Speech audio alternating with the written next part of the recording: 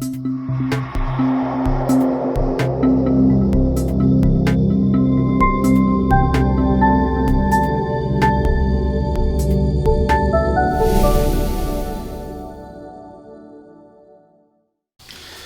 pessoal, nos últimos programas nós temos conversado um pouco sobre temas ligados ao direito empresarial na área médica. Eu chamei de direito empresarial médico e eu acho que é um assunto onde a gente precisa começar a conversar bastante, porque existe aí um fenômeno de surgimento de muitas empresas médicas que elas prestam serviço, né, para hospitais, por exemplo, o que a gente chama de pejotização, né? Então as empresas médicas, um grupo de médicos, ou um médico, dois médicos, constituem uma empresa e fazem uma vinculação de prestação de serviços com alguma clínica ou algum hospital. E também as pessoas que mantêm o seu consultório, a sua sociedade médica e prestam serviços a pacientes, né, de forma ambulatorial ou algum tipo de procedimento pequeno, o que é autorizado claramente pelo Conselho Federal de Medicina. Então aqui nós vamos conversar, conforme eu disse no último programa, um pouco sobre a questão da vinculação entre os médicos, né, e as empresas médicas, que ela pode se dar tanto do ponto de vista do corpo clínico mesmo, a pessoa está lá, tanto quanto sócia da empresa médica ou associada, né, por algum contrato de associação, ou também por questão de sociedade. Tá? Então aqui a gente tem essa situação, e a outra situação que o médico lá tem na casa que alugou, né, onde está abrigada a clínica, sediada a clínica, tem uma sala vazia e ele loca essa sala para um outro médico fazer os seus atendimentos para os pacientes. Nesse caso ele não faz parte do corpo clínico da empresa médica, e aí a gente tem um pouco sobre a questão da responsabilidade civil dessas pessoas com as empresas médicas, tá ok? Aqui eu só estou falando de clínicas e hospitais. Isso também tem guarda relação com a odontologia. Isso também pode acontecer. Muitos dos temas do direito médico são similares ao direito odontológico. Então, você dentista, fique um pouco atento aí sobre o que a gente vai falar. Bom, vamos dar um passo para trás.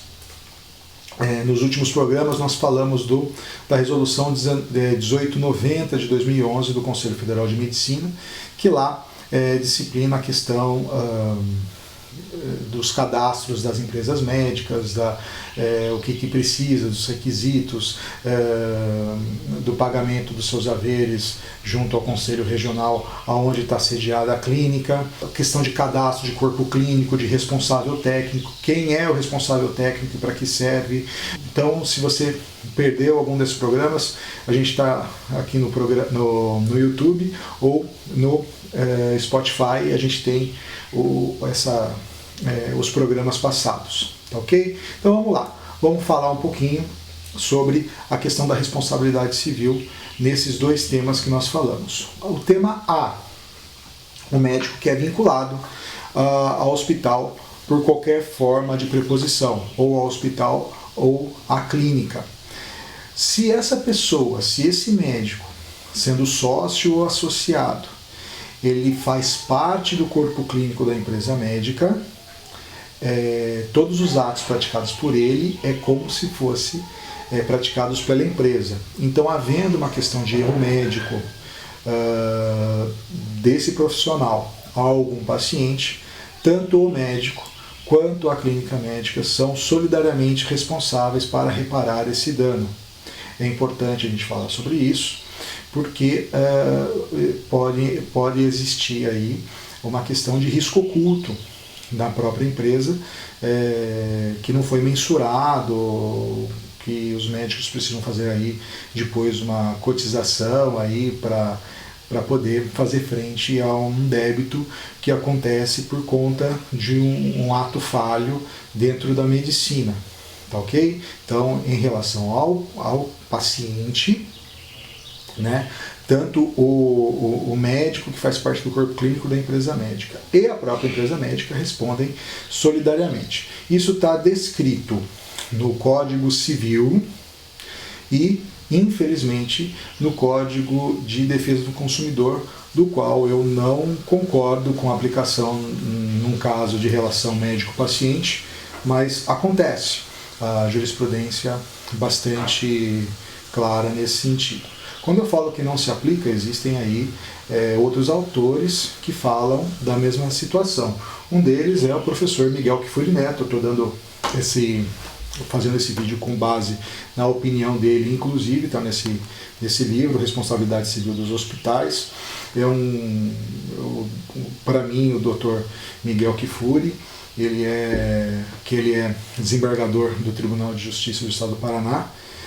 Ele é um dos caras que mais tratam desse assunto, então é melhor ter uma opinião balizada de uma pessoa boa, né?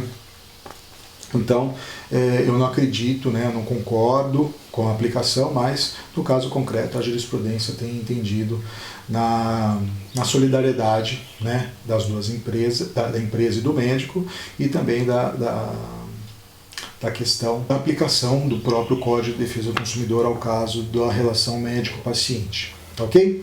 O outro caso é um caso que as pessoas não observam muito bem no campo prático, que é o médico que loca uma sala que está disponível num consultório médico, né, numa casa onde abriga uma clínica médica, por exemplo, tem lá uma sala, e também a pessoa que loca um hospital, né, uma sala de atendimento num hospital. Sendo esse caso, não existindo uma vinculação com o corpo clínico, não existe uma solidariedade entre o médico e a empresa médica. Mas a gente tem que ficar atento em relação à questão da prova. Como nós provamos que essa pessoa não faz parte do corpo clínico de determinado hospital ou de determinada empresa médica, clínica, por exemplo? É o próprio contrato de locação. Ah, eu tenho uma sala lá, posso alugar para um amigo meu? Pode, sem problema nenhum, mas faz o contrato. O contrato é relativamente simples, onde vai estipular lá o objeto da locação, que é a sala, como vai ser feita a remuneração dessa locação e também a questão da vinculação. Olha, você não faz parte do corpo clínico dessa empresa. E ali também vai estar falando qual que é a data, né, o período de locação e tudo mais. Quando acontecer algum erro médico pelo locatário dessa sala, ou do centro cirúrgico, ou do hospital, se essa pessoa cometeu algum erro e, por algum acaso, a empresa médica, né, for demandada judicialmente, você tem um contrato que fala assim, olha, essa pessoa não faz parte do corpo clínico, então, por conta disso, não tem vinculação. E não havendo vinculação, não existe dever solidário de indenizar ninguém. Essa pessoa não faz parte do corpo clínico da empresa. Isso é importante evidenciar. Num processo em geral, na maioria das vezes, quem ganha um processo é quem tem melhor prova. E você tendo esse contrato, que não custa nada você fazer, né? Não custa dinheiro, né? Custa, mas é melhor você estar seguro dentro da sua atividade e se preocupar com a sua própria atividade médica do que ficar muito preocupado com questões jurídicas. Então, a formalização disso é importante. E como faz o contrato de locação? Você faz um contrato de locação com esses itens que eu falei para você, basicamente, e depois você assina esse documento e leva a um cartório de títulos e documentos para fazer o registro do próprio contrato, ou pelo menos que seja um contrato particular, assinado por duas testemunhas, com reconhecimento de firma entre o locador e o locatário. É importante porque a data que vai estar lá do reconhecimento de firma, pelo menos, vai dar um ar de que aquele contrato foi feito em data pretérita. Muitas vezes acontece a pessoa, não, vamos fazer um contrato com data retroativa. Gente, a verdade, né, a verdade ela é absurda, ela se evidencia de alguma forma, e a mentira, né, tem perna curta. Então é importante, não custa nada você fazer o contrato, deixar tudo resolvido em relação à vinculação com essa pessoa, e para que você se resguarda, a sua empresa se resguarda em relação a algum ato praticado por esse médico que loca tanto um centro cirúrgico da sua clínica, quanto do hospital, quanto aluga uma sala para fazer o seu próprio consultório na sua empresa médica. Tá ok? Nos próximos programas nós vamos tratar mais de alguns temas ligados a isso,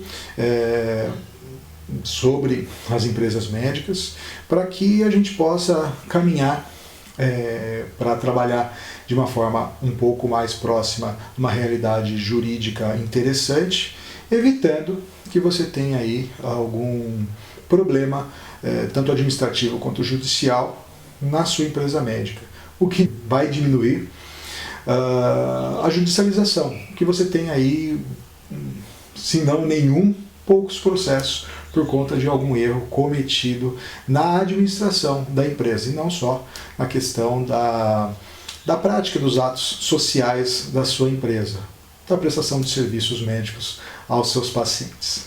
Tá ok? Um forte abraço, até o próximo programa.